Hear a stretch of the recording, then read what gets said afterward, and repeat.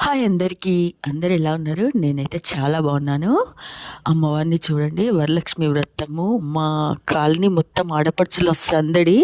అదంతా మీతో షేర్ చేయాలని చూస్తున్నా.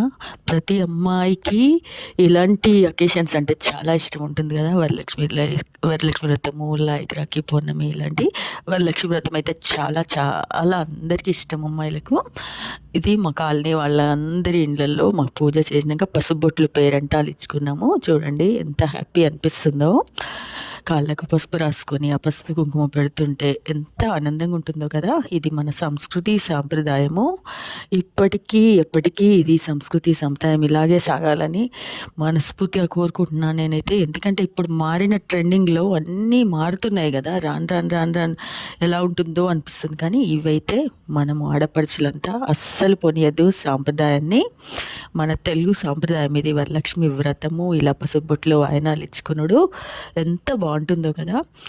చాలా హ్యాపీగా ఉంటుంది. మనము ఇంట్లో అష్టైశ్వర్యాలతోని, ఆయుర ఆరోగ్యాలతోని, ఇంకా ఐదోతనము, ఇవన్నీ కూడా ఒక అమ్మాయికి చాలా ఇంపార్టెంట్.